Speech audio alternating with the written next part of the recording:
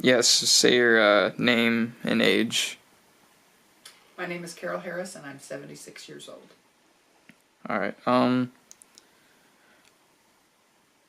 there any specific times you felt that being a woman either made things easier for you or hindered you? Um, when I was in high school, um, we did not have a girls' basketball team.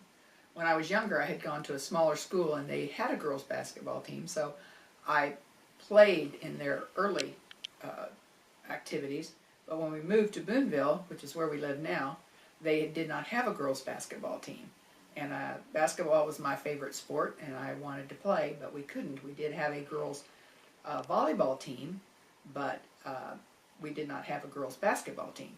At that point in time, we did not have Title IX, which I don't remember the year that came into being, but with Title IX, the school has to provide the same for girls as the same for boys. So I have always thought that was a good thing because that would have let me play basketball when I was younger, and I did not get to do that. Um, how has the conversation about equal rights changed in your lifetime? As old as I am, we had segregation when I was going to high school. We had an African American school, and during my high school years, desegregation set in, and the African Americans came to our school, and it was different. Um, it still was hard. Everyone had their own opinions about different things, and they did differ. I can remember when my husband and I got married, and we went on our honeymoon to New Orleans. There was black water fountains and black restrooms, and I had never uh, come in contact with that, and I personally didn't like it. It bothered me that it was different in the South than it was in our hometown. All right. Well, you answered the next question because you talked about not being able to do basketball. So, did you have any friends who broke the norm at the time or reinvented themselves as more opportunities opened up for women? Um, when I was in high school, it was not stressed that you go to college. The only people who went to college was professionals, nurses, doctors, lawyers, teachers, that type thing. There was no financial aid available, so if your family didn't have enough money to send you to college, you just didn't go. And a lot of people during that time frame didn't go. We graduated from high school and got a job, and it wasn't. I don't believe it was as hard then as it is now to get a job without a college education.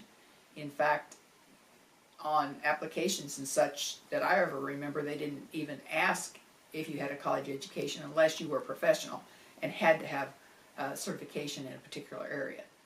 Um, I probably had the tract of getting married to my high school sweetheart.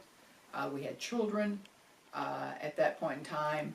Um, it was not feasible money-wise to go back to school, uh, and it wasn't feasible. You couldn't make enough money if you were not in a professional job to pay for a babysitter.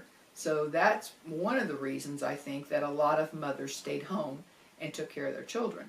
Once our children went to school, I went back into the workforce. Uh, Living in a small town, I did not have a problem finding a job and making a pretty good wage. Um, but it seems to me like now, and we emphasize that we have 3 children, that our children, we suggested they go to college, seeing through the years that more and more jobs required college education even though they weren't a professional job. If two people were looking for a job and one had a high school education and one had a college education, normally the college educated person would get that job. So we wanted to make sure that our children went to college and had that same opportunity. All right. From what you know, what do you think of the Me Too movement? Sexual harassment. I don't think there should be sexual harassment in the workforce, either women to men or men to women. I sometimes think that in the age that we're in now with the Facebook and so many of the other things, that people write things that can be taken wrongly. If you're looking at a person and talking to a person and they say one thing, you can sometimes tell by the expression on their face what they intended to say.